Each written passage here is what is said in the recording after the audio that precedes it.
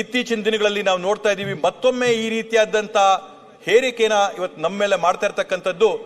ಮನ್ರೇಗಾ ಯೋಜನೆಯನ್ನ ಸ್ಥಗಿತಗೊಳಿಸಿ ಹೊಸ VBG ರಾಮ್ಜಿ ಅಂತ ಯೋಜನೆಯನ್ನ ತಂದು ಮತ್ತೊಮ್ಮೆ 60 ಭಾಗ ಕೇಂದ್ರ ಸರ್ಕಾರದ ಪಾಲು 40 ಭಾಗ ರಾಜ್ಯ ಸರ್ಕಾರದ ಪಾಲು ಅಂತಂದ್ರೆ ದಿವಾಳಿ ಆಗಿರ್ತಕ್ಕಂಥದ್ದು ಕೇಂದ್ರ ಸರ್ಕಾರ.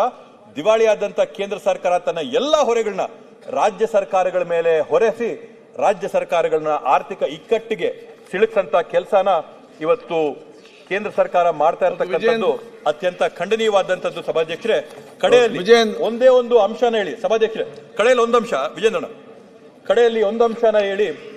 ಇವತ್ತು ಏನ್ ತಾವ್ ಹೇಳ್ದಂಗೆ ಹಳಿ ಎಲ್ ತಪ್ಪಿತು ಅಂತಂದ್ರೆ ಹಳಿ ತಪ್ಪಿದ್ದು ವಿಷಯ ಇಲ್ಲ, ಅದನ್ನ ಹೇಳ್ತೀವಿ. ಹಳಿ ಎಲ್ ತಪ್ಪಿತು ಅಂತ ನಾವು ಹೇಳ್ತೀವಿ. ಹಳಿ ಎಲ್ ತಪ್ಪಿತು ಅಂತಂದ್ರೆ ಕಂಕ್ಲೂಡ್ ಮಾಡಿ.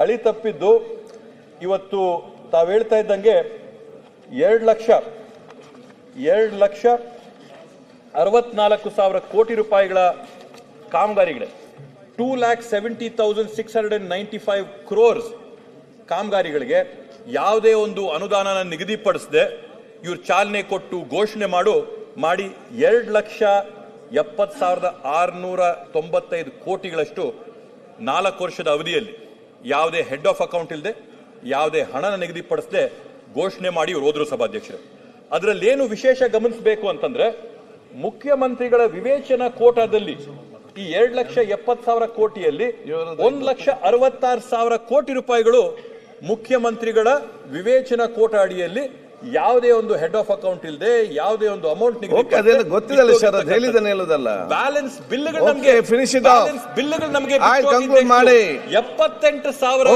ಕೋಟಿಗಳ ಬ್ಯಾಲೆನ್ಸ್ ಬಿಲ್ಗಳನ್ನ ಬಿಟ್ಟೋಗಿಲ್ಲ. ಅಳಿ ತಪ್ಪಿದ್ದಲ್ಲಿ ಸಭಾಧ್ಯಕ್ಷರೇ ಮಾಡಿದಂತ ಎಲ್ಲಾ ಪಾಪಗಳಿಗೆ ಪ್ರಾಯಶ್ಚಿತ ಮಾಡ್ತಾ ಇರ್ತಕ್ಕಂಥದ್ದು, ಸರಿದೂಗಿಸ್ತಾ ಇರ್ತಕ್ಕಂಥದ್ದು ಯಾವ್ದಂತಂದ್ರೆ ಸಿದ್ದರಾಮಯ್ಯ ಅವರ ಸರ್ಕಾರ, DK ಶಿವಕುಮಾರ್ ಅವರ ಸರ್ಕಾರ, ನಮ್ಮ ಕಾಂಗ್ರೆಸ್ ಸರ್ಕಾರ ಇದೆಲ್ಲವನ್ನು ಇದೆ. ಸಭಾಧ್ಯಕ್ಷರೇ, ಕಡೆಗೆ ಕನ್ಕ್ಲೂಡ್ ಮಾಡ್ತೀನಿ, ಇನ್ನೇನಿಲ್ಲ.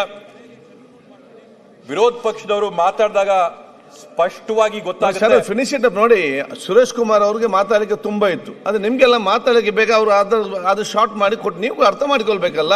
ಇನ್ನು ಲಾಟ್ ಆಫ್ ಟೈಮ್ ಬೇರೆ ಇದೆ, ಇನ್ನು ಅನುಭವದ ಕೊರತೆ ಇದೆ ಸಭಾಧ್ಯಕ್ಷ. ಆಯ್ತು, ಸುಮ್ಮನೆ ಕೂತ್ಕೊಂಡು ಅನುಭವ ಜಾಸ್ತಿ ಆಗ್ತದೆ. ಲಾಸ್ಟ್ ಪಾಯಿಂಟ್ ಅಲ್ಲಿ ಕನ್ಕ್ಲೂಡ್ ಮಾಡ್ತೀನಿ ಸಭಾಧ್ಯಕ್ಷರೇ.